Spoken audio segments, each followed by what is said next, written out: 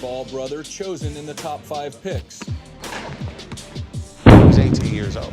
He has a style of play to where he don't got to play like every other point guard. He has a style of play that's so unique to where he makes everybody go. Once drafted, Lamelo Ball knows his game will finally have to speak for itself.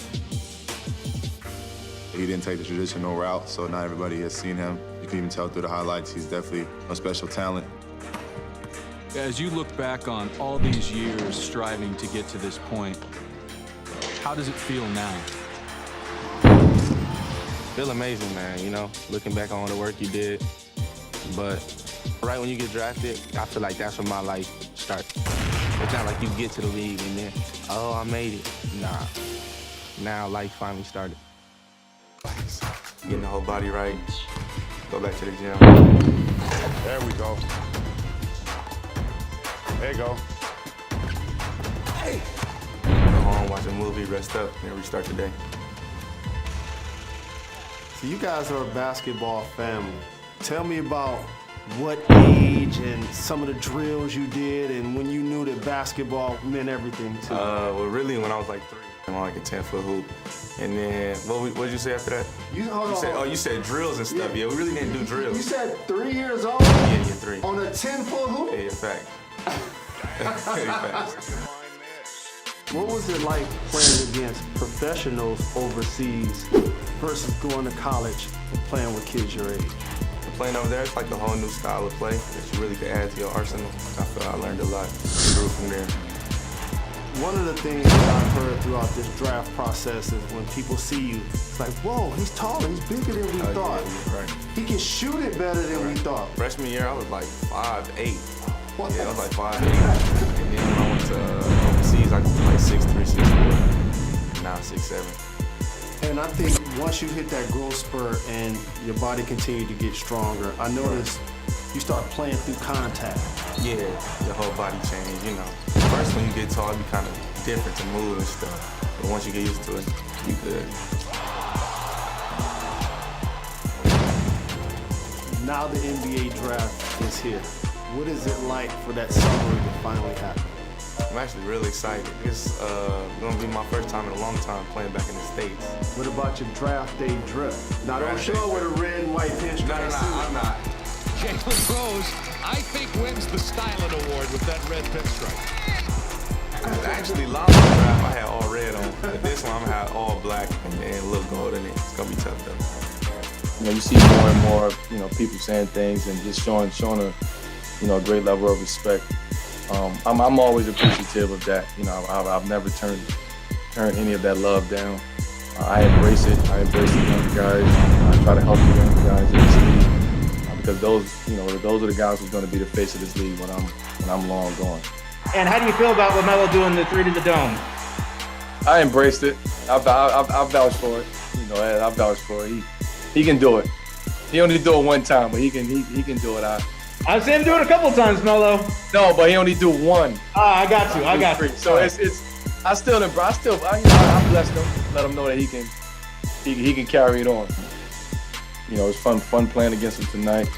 You know, I've been watching him since he was in high school. You know, and just to be across the court from him tonight, getting a chance to kind of just really see his game up close and personal. Getting to see him, you know, what type of person he is. Carmelo, you told me last year, as a matter of fact, I asked you about mentoring the young players, and you told me that you feel like you should give back to the game. And you spoke a little bit about Lamelo. When you look at his game, what do you like about his game? What do you see in his game that should translate further down in his career?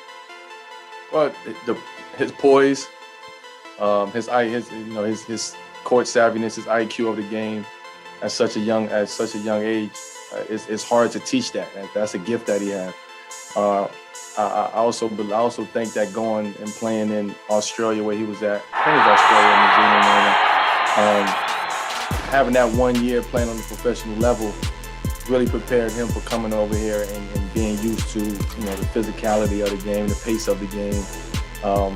And anytime you can have pro experience, that always helps. And as you can see, I mean, he's coming in, he's getting more comfortable with the game. As game goes on, he's getting more comfortable. And you know, he'll be here for a long time. You guys will be talking about Melo for a long time. Lamelo Ball come alive. There it is, a triple-double for Lamelo Ball. He is the youngest player in NBA history to record a triple-double. Right now, he looks like he's getting it done statistically. Their team is winning. You know, he's got energy, he's got a vibe, he's got swagger. I mean, every time I step on the floor, I always had fun with it, even when I was a kid. I usually feel like I'm pretty good at nailing this guy's going to be good heading into the draft. I would say my batting average is good. Even with Halliburton, that was a win for me. I missed on the LaMelo thing, and I missed as badly as I've missed in a long time. I just, between the YouTube highlights, which I completely overrated, of him not giving a shit, taking 35-footers, I underestimated his rebounding and traffic.